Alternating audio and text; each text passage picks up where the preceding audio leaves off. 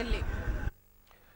उत्तर प्रदेश के मुख्यमंत्री योगी आदित्यनाथ 3 दिनों के उत्तराखंड के दौरे पर हैं। मंगलवार को मुख्यमंत्री योगी आदित्यनाथ सबसे पहले पौड़ी जिले के यमकेश्वर ब्लॉक के विध्यानी पहुंचे, जहां उनका जोरदार स्वागत किया गया। विध्यानी महाविद्यालय में मुख्यमंत्री योगी आदित्यनाथ ने अपने गुरु ब्रह्मलीन महंत अवैधनाथ की मूर्ति का लोकार्पण किया। सीएम योगी ने कहा कि यमकेश्वर जैसे दूरस्थ स्थान पर विध्यानी महाविद्यालय शिक्षा की अलख जगा रहा है। उच्च शिक्षा के लिए क्षेत्र के बच्चों को अब घर से दूर नहीं जाना पड़ता है। उन्होंने कहा कि नए शिक्षा सत्र में इस महाविद्यालय में विज्ञान की पढ़ाई शुरू हो जाएगी और इसके लिए उन्होंने उत्तराखंड सरकार का धन्यवाद भी दिया। इस मौके पर सीएम योगी ने देवभूमि उत्तराखंड को नमन भी किया और कहा कि उत्तराखंड का पानी और यहाँ की जवानी आज पूरे देश के काम आ रही है। यहाँ का युवा हर क्षेत्र में अपना परचम लहरा रहा है। उन्होंने कहा कि उत्तराखंड में ऐसी योजनाएं बननी चाहिए जिससे यहाँ का युवा पलायन न करे। कार्यक्रम के दौरान उत्तराखंड के मुख्यमंत्री पुष्कर सिंह धामी, पूर्व सीएम त्रिवेंद्र सिंह रावत, पूर्व सीएम तीरथ सिंह रावत, पर्यटन मंत्री सतपाल महाराज, शिक्षा मंत्री धन सिंह रावत समेत बीजेपी के नेता और कार्यकर्ता भी मौजूद थे। योगी आदित्यनाथ के आगमन से उनके गांव में खुशी का माहौल है। मुख्यमंत्री योगी आदित्यनाथ के गांव में किस तरह का माहौल है, सहारा समय संवाददाता ज्योत्सना ने वहां के मौके का भी जायजा लिया।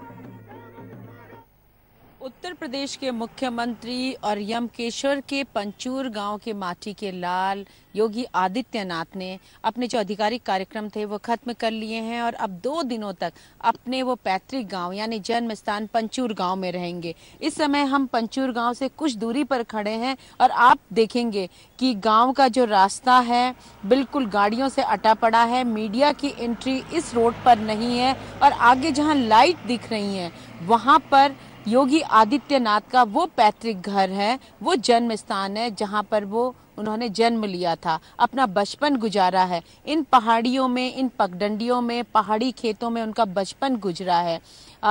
जो जानकारी मिली है उसके मुताबिक 2 दिनों तक वो अपने घर में रहेंगे। उनके परिवार में एक कार्यक्रम है, बेहद निजी कार्यक्रम है जिसमें वो मौजूद रहेंगे। इसके अलावा हमें ये भी जानकारी मिली है कि एक धार्मिक अनुष्ठान भी उनके घर पर है जिसमें वो खुद मौजूद रहेंगे और खास तौर पर मौजूद रहेंगे।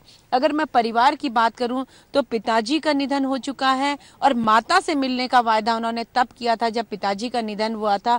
तो आज वो कई सालों बाद अपने गांव और अपने पैतृक घर पर आए हैं जहां वो अपनी मां से मिलेंगे। इसके अलावा उनका इंतजार उनकी 3 बहनें भी कर रही हैं और 3 भाइयों का परिवार भी कर रहा है। जानकारी के मुताबिक दूसरे नंबर के योगी आदित्यनाथ हुआ करते थे। उनके एक बड़े भाई हैं, 2 उनसे छोटे भाई हैं और सभी लोग बेसब्री से सालों से इंतजार कर रहे थे कि कब भाई उनके पास आएगा। आज भाई उनके पास है और 2 दिनों तक विशुद्ध रूप से भाई उनके पास रहेगा, उनसे मिलेगा, उनके सुख दुख जानेगा, कुछ बातें भी शेयर होंगी।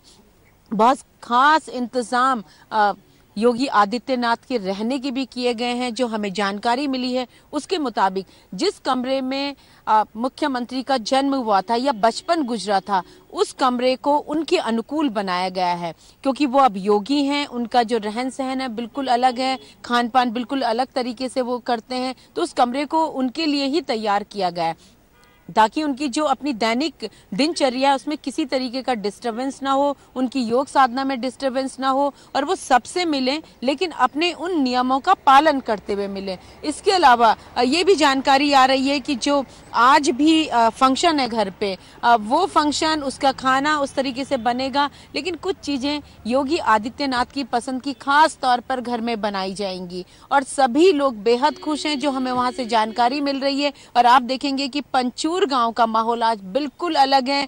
वीवीआईपी उनके गांव में मौजूद हैं, यानी कि उनके गांव का बेटा आज वीवीआईपी बन के उनके बीच में है। खुशी है, आने के पर एक उत्साह भी है, सभी ने स्वागत भी किया है और सबसे बड़ी बात है कि यहाँ से लौटने के बाद योगी आदित्यनाथ किस तरीके से रिएक्ट करते हैं इस यात्रा को, इसका इंतजार सभी को रहेगा। कैमरामैन मुकेश राजपूत के साथ सहारा समय के लिए पंचूर गांव से